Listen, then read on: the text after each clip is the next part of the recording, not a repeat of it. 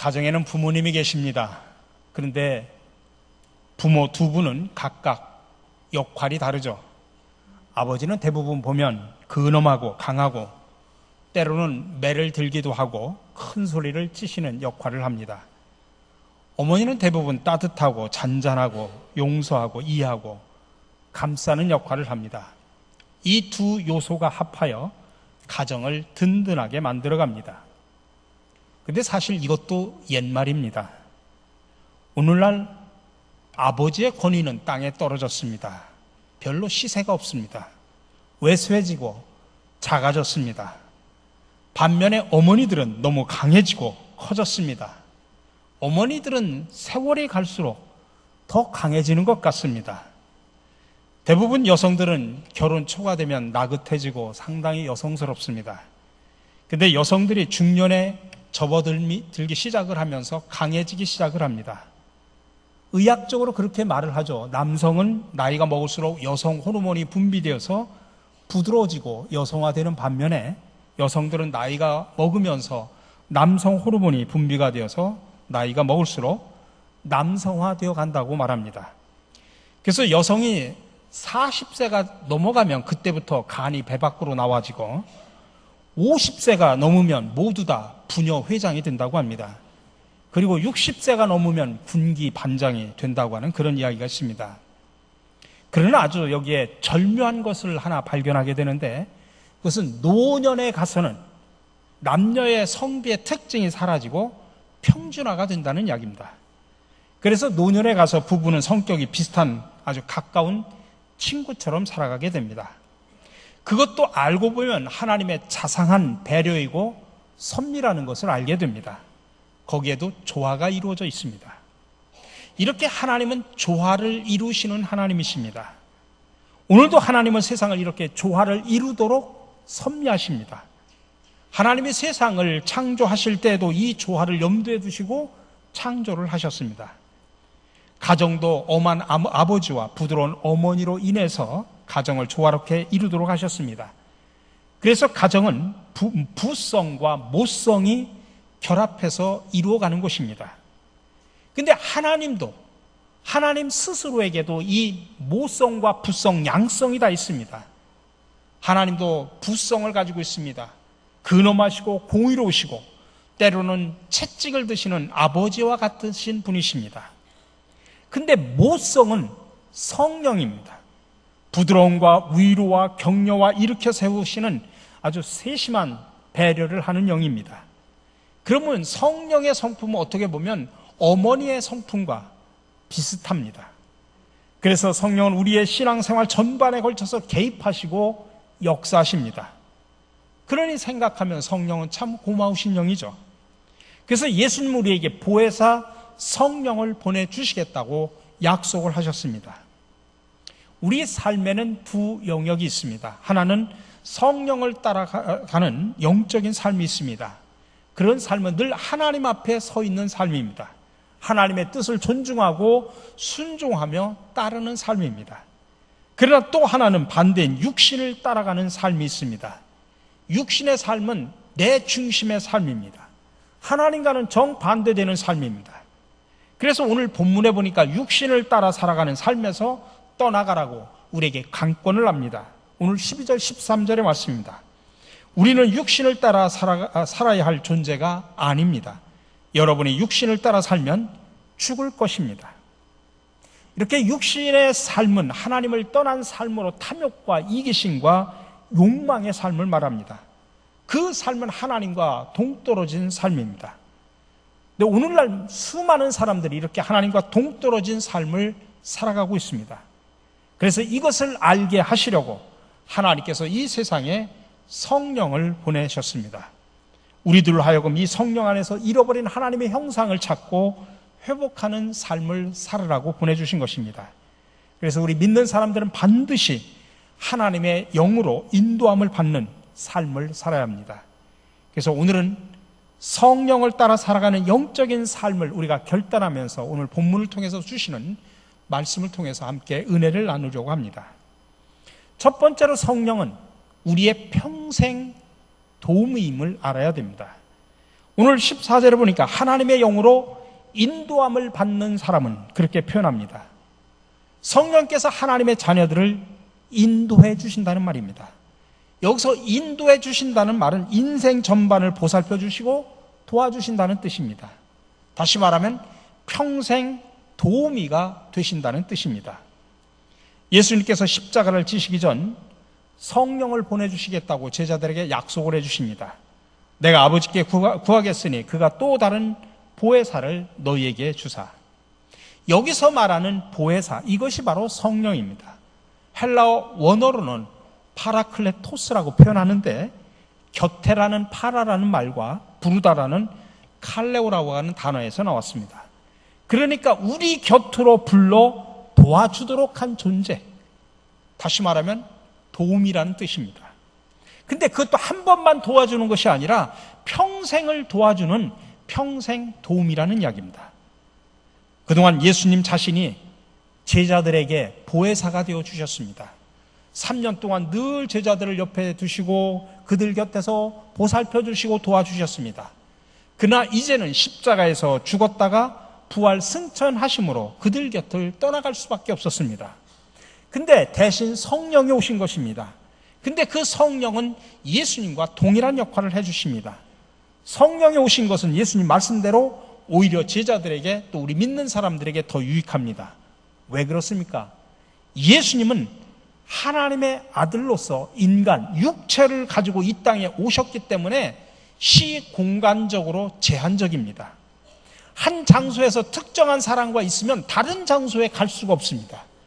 그러나 성령은 영이시기 때문에 여러 장소에 모든 사람과 함께 계실 수가 있습니다. 그래서 예수님은 성령을 통해 다시 오심으로 제자들을, 성도들을 고아처럼 내버려 두지 않으시고 도와주십니다. 이것이 얼마나 놀라운 축복입니까? 그렇다면 성령은 평생 도우미로서 우리를 구체적으로 어떻게 도와주실까요? 3가지 모습으로 도와주십니다. 첫 번째는 인도해 주십니다.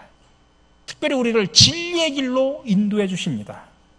그래서 우리는 성령을 진리의 영이라 그렇게 말을 합니다.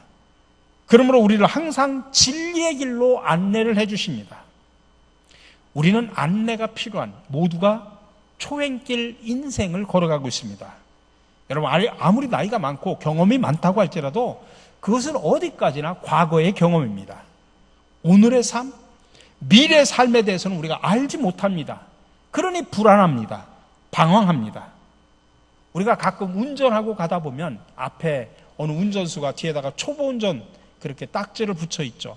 요즘엔 초보 운전도 아주 다양한 모습으로 또 아주 재밌게 붙여놨는데 거기에 보면 왕초보라고 써있는 사람, 문구를 써가지고 다니는 사람들도 있습니다. 운전만 왕초보가 아니라 사실 우리 모두가 다 인생에 있어서 정말 왕초보입니다. 그러다 보니까 대개 어떻게 여러분들 인생의 길을 찾습니까? 대충 눈치를 보면서 다른 사람이 가는 길을 따라갑니다. 다른 사람들의 경험담이나 세상 지식을 따라갑니다. 그러다 보니까 늘 시행착오를 겪습니다. 때로는 넘어지고 쓰러지고 실패하기도 합니다. 그러나 우리가 성령님을 의지하면 우리는 인생의 바른 길, 진리의 길로 인도받을 수 있음을 믿으시기 바랍니다. 2가지 모습으로 특별히 우리가 성경을 읽고 하나님의 말씀을 읽고 묵상하고 설교를 들을 때 성령께서는 우리의 마음을 깨닫게 해주십니다. 또 우리가 기도를 할 때 우리를 인도하십니다. 내가 어떤 문제를 놓고 하나님 앞에 간절히 부르짖어 기도할 때 처음에는 혼란이 오고 마음이 답답하지만 우리가 계속 기도하다 보면 어느 순간에 내 마음에 딱 잡히는 게 있습니다. 하나님이 부어주시는 뜻이라는 확신을 갖게 됩니다. 이런 식으로 우리는 바른 인생길을 발견하고 인도받게 되는 것입니다. 그럴 때 우리의 과거도 현재도 미래도 하시는 성령께서 우리의 인생길을 항상 승리의 길로 인도해 주심을 믿으시기 바랍니다. 2번째로는 보호입니다. 우리를 세상의 각종 위험으로부터 보호해 주십니다. 보혜사라는 말 속에는 보호자라는 말도 담겨져 있습니다. 어느 성경 번역 선교사가 있었습니다. 그의 이야기인데 그분이 아프리카의 부족에 가서 선교하면서 그들의 말을 익히고 또 그들에게 글자를 가르쳐주면서 성경을 그들의 말로 번역을 하게 되었습니다. 근데 쭉 성경을 번역을 하는데 보혜사라는 말을 어떻게 번역을 할까? 거기에 딱 막혀버렸습니다. 그 고민하다가 나 혼자 이거를 알 수가 없으니 내가 원주민들의 도움을 받아야 되겠다 생각을 하고 원주민들에게 자문을 구합니다. 성령은 이런 일 저런 일 이런 일들을 하는데 그것을 어떻게 당신의 나라 말로 번역하면 좋겠느냐 자문을 얻었습니다.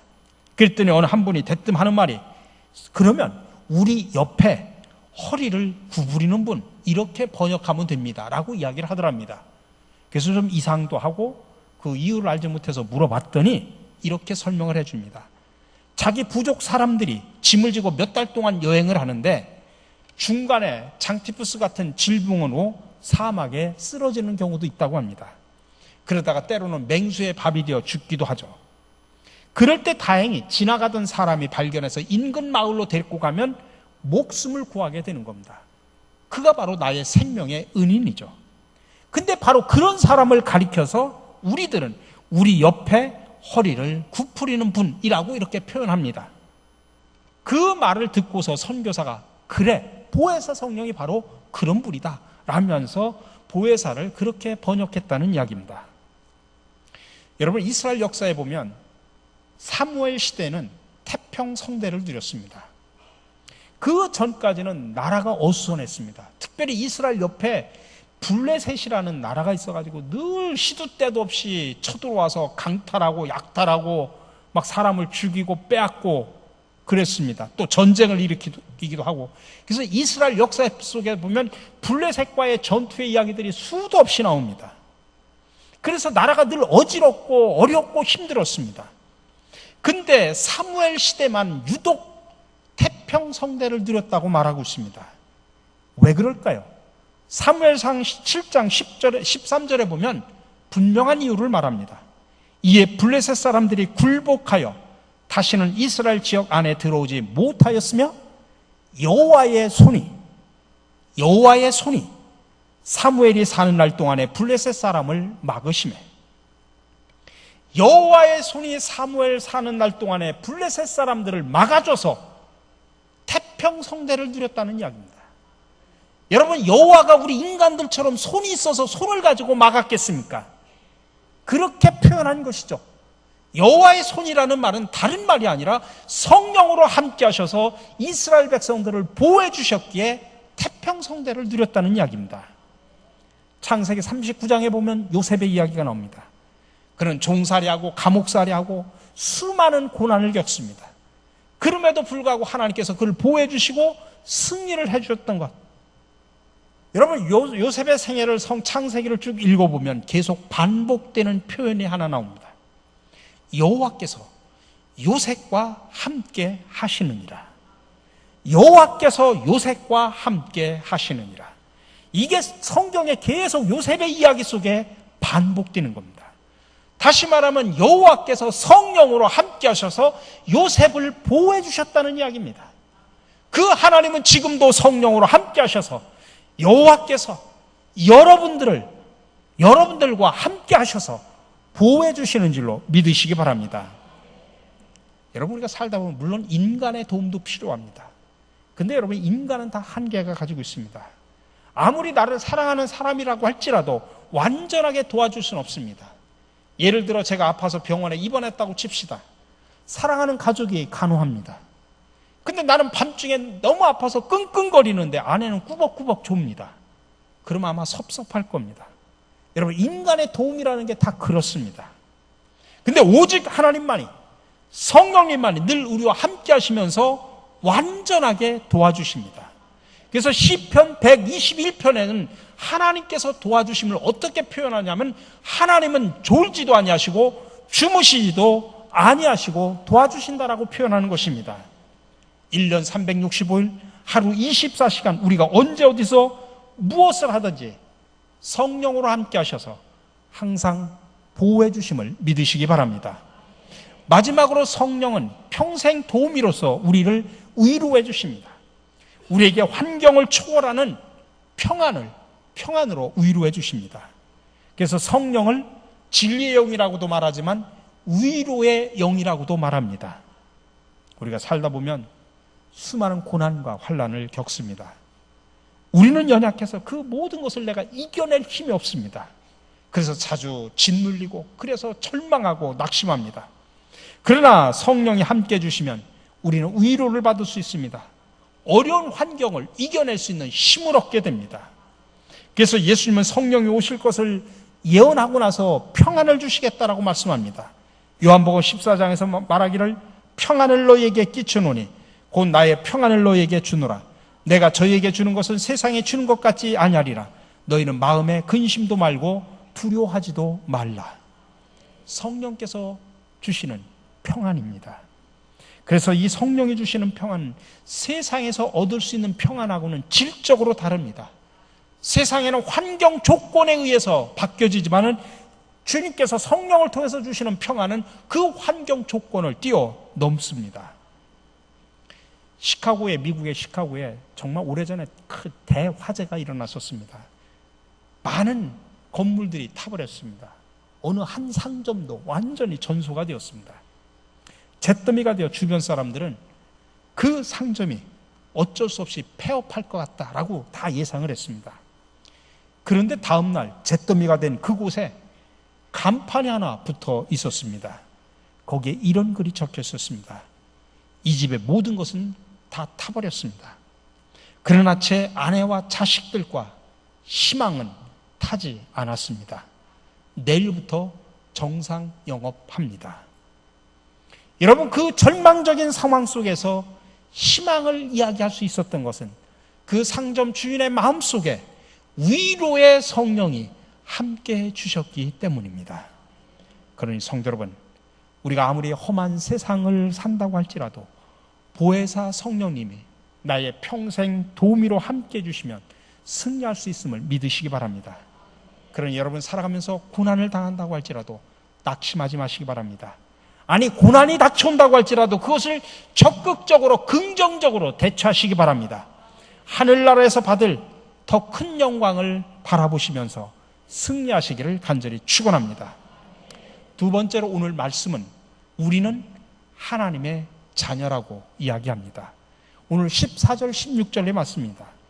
하나님의 영으로 인도함을 받는 사람은 누구나 다 하나님의 자녀입니다. 여러분은 또다시 두려움에 빠뜨리는 종살이의 영을 받은 것이 아니라 자녀로 삼으시는 영을 받았습니다. 그래서 우리는 그 영으로 하나님을 아빠, 아버지라고 부릅니다. 바로 그때 그 성령이 우리의 영과 함께 우리가 하나님의 자녀임을 증언하십니다. 여러분, 고대 헬라 지역에서는 특별히 남보다 초인적인 능력을 갖고 있는 사람들을 호의를 받은 사람들이라고 생각을 하고 그들이야말로 신의 자녀들이라 그렇게 생각을 했습니다. 중국을 포함해서 일본, 우리나라 같은 고대 이 근동에서도 왕을 천자라고 표현했습니다. 하늘의 아들, 하나님의 아들이라는 뜻이죠. 천자 또는 천왕, 그러면서 신의 아들이라고 표현을 했습니다. 그래서 우리같이 평범한 사람들은 평생을 가도 천자, 신의 아들 소리를 들을 수가 없고 들 수도 없습니다. 여러분, 저와 여러분이 나라를 다스리는 왕 노릇을 해본 경험이 있습니까? 또 여러분들 왕의 후손입니까? 저는 우스갯소리 제가 그럽니다. 저는 왕손입니다. 왜냐하면 경북궁에 우리 할아버지가 사셨거든요. 그래서 저는 왕손이라고 표현을 합니다. 제가 전주시 가문의 그 대대손손의 왕손의 가문을 가지고 태어난 사람입니다. 아니면 여러분들이 남보다 뛰어난 능력을 갖고 계십니까? 그러나 우리에게 기쁜 소식, 복음이 되는 것은 여러분, 내가 왕 노릇 해본 적이 없어도 왕의 후손이 아니라도 내가 뛰어난 능력이 없다고 할지라도 하나님의 자녀가 됐다라는 사실을 여러분들 믿으시기 바랍니다. 그것은 오직 기독교만이 가지고 있는 아름답고 놀라운 진리입니다. 자, 그렇다면 우리가 어떻게 하나님의 자녀가 될 수 있었을까요? 비록 우리는 천자의 후손은 되지 못해도 특별한 재능을 가지고 있지 못한다고 할지라도 부족한 저와 여러분들이 하나님의 자녀가 될 수 있었던 것은 바로 예수 그리스도의 보혈의 피 때문임을 여러분들 믿으시기 바랍니다.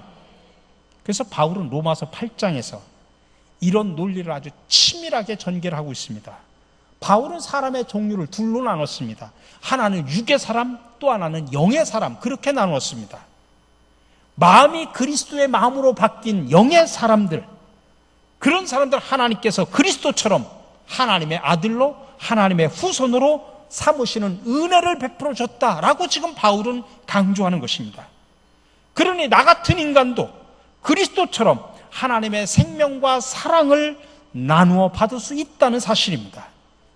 그래서 우리는 예수님께서 하나님을 그렇게 부르셨듯이 우리도 하나님을 아빠 아버지라고 부를 수 있게 되었다는 사실입니다. 여러분들 얼마나 감격스러운 이야기입니까? 그래서 종교개혁자 마르틴 루터는 이 구절을 읽다가 뭐라고 얘기하냐면 이 구절은 금글씨로 쓰여질 구절이다라고 그렇게 이야기를 했습니다. 그런데 여러분, 안타까운 것은 오늘날 많은 사람들이 이 놀라운 하나님의 자녀가 됐다고 하는 이 놀라운 신분의 변화를 감격스럽게 받아들이지 못함으로 인해서 많은 사람들이 이 귀한 생명력을 잃어버리고 살아가고 있다는데 우리 기독교인들의 문제가 있습니다. 하나님의 자녀라고 하는 놀라운 신분의 변화가 됐음에도 불구하고 여러분, 대통령 아들만 돼도 얼마나 당당하게 세상에 살아갑니까? 아니, 우리는 그보다 더 큰 하나님의 자녀라고 하는 놀라운 신분의 변화가 있음에도 불구하고 왜 세상에서 우리는 그렇게 살아갑니까? 하나님을 아버지라고 부를 수 있는 놀라운 특권이 나에게 주어졌음에도 불구하고 우리는 그 특권을 사용하지 못하고 이렇게 살아가고 있는 것입니다. 이 얼마나 슬픈 일입니까? 우리 사랑하는 성도 여러분, 그러므로 우리 모두가 하나님의 자녀로서 하나님이 우리의 아버지심을 믿고 아버지가 주시는 놀라운 축복과 은혜를 누리시기를 간절히 축원합니다. 그리고 또 이어서 바울은 말합니다. 우리가 하나님의 자녀라고 하는 놀라운 축복을 받았는데 거기서만 그치는 것이 아니라 상속권도 받았다는 이야기입니다. 그리스도와 함께 하나님의 상속자가 되는 축복도 받았다는 이야기입니다. 그게 16절, 17절입니다. 성령이 친히 우리 영과 더불어 우리가 하나님의 자녀인 것을 증언하시나니 자녀이면 또한 상속자 곧 하나님의 상속자요 그리스도와 함께 한 상속자니. 우리는 우리가 믿는 하나님을 전능하신 하나님이라고 믿고 고백합니다. 모든 만복의 근원이 되시는 하나님인 줄로 우리는 믿고 고백합니다. 그러니 우리가 구하는 모든 것에 부유하신 하나님의 능력과 축복이 하나님의 자녀가 되어 상속자가 된 우리 모두에게 풍성하게 주신다는 이 놀라운 사실, 여러분, 하나님의 상속자로서 하나님이 주시는 이런 풍성한 복을 누리시는, 받으시고 누리시고 나누시는 저와 여러분들의 되시기를 간절히 축원합니다. 마지막으로 오늘 본문은 말합니다. 하나님의 자녀는 그래서 고난도 함께 즐겁게 받아야 된다는 이야기입니다. 오늘 17절의 말씀입니다. 우리가 그리스도와 함께 영광을 받으려고 그와 함께 고난을 받으면 우리는 하나님의 정하신 상속자요 그리스도와 더불어 공동 상속자입니다. 저와 여러분들 하나님 앞에 생명과 사랑의 빚을 지고 있기에 그 영광에 따른 고난도 함께 즐겁게 받을 수 있어야 됩니다. 부모님의 유산을 받으려고 하는 자식은 그 부모님의 어려움에도 함께 동참을 해야 되는 게 도리입니다. 부모가 어렵게 피땀 흘려 일궈놓은 재산을 아무것도 안 하고 물려받는 자식은 정말 어리석은 자식입니다. 여러분들 피땀 흘려 모은 재산 자식들에게 아무런 노력 없이 그냥 주지 마시기 바랍니다. 어리석은 자식을 만드는 겁니다. 이런 부모의 유산을 상속받기를 원하는 자식은 그 부모의 괴로움과 고난도 함께 나눌 수 있어야 됩니다. 여러분, 교회에서 신앙생활을 하면서 자기에게 부닥쳐오는 고난, 어려운 일들, 십자가를 짊어지지 못하고 힘들어하고 아파하는 성도들이 참으로 많이 있습니다. 근데 여러분, 그럴 때 하나님의 나라를 상속받으려고 하는 사람은 하나님과 더불어 고난도 함께 받아야 된다고 하는 이 말씀을 여러분 깊이 묵상하셔야 됩니다. 씨를 뿌리기 위해서는 눈물을 흘려야 할 일도 있습니다. 하지만 그 눈물이 있었기 때문에 기쁨으로 수확의 곡식단을 가지고 집으로 돌아갈 수 있는 것입니다. 나 혼자 먹기에도 넉넉하지 않은 조그만 500여의 도시락이었지만 그게 주님 앞에 내놓는 아름다운 헌신 때문에 여자와 어린아이를 빼고도 5,000명이나 먹고 12광주리가 남는 놀라운 기적의 사건이 일어났던 것입니다. 사르밧 여인은 마지막 남은 양식을 주의 종을 위해 내놓으라고 하는 그 성령의 감동을 무시하지 않고 따랐더니 가뭄이 끝날 때까지, 기아가 해결될 때까지 식량 걱정을 하지 않아도 되는 놀라운 축복을 받았다는 사실을 기억하시기 바랍니다. 그래서 사도 바울은 성도들이 주 안에 사는 모든 수고가 절대로 헛된 것이 아니다라고 말하면서 고린도전서 15장에서 이렇게 말합니다. 우리 주 예수 그리스도로 말미암아 우리에게 승리를 주시는 하나님께 감사하노니 그러므로 내 사랑하는 형제들아, 견실하며 흔들리지 말고 항상 주의 일에 더욱 힘쓰는 자들이 되라. 이는 너희 수고가 주 안에서 헛되지 않은 줄 알미라. 우리 사랑하는 성도 여러분, 성령님은 우리를 평생 인도해 주시는 평생 도움이십니다. 그래서 우리를 진리의 길로 인도해 주시고 세상의 각종 위협에서 우리를 보호해 주시고 환경을 초월하는 평안으로 우리를 위로해 주십니다. 또한 예수 그리스도를 통해서 하나님의 자녀가 되는 축복을 주시고 하나님의 상속자로 세워서 풍성한 복을 주시기를 원하십니다.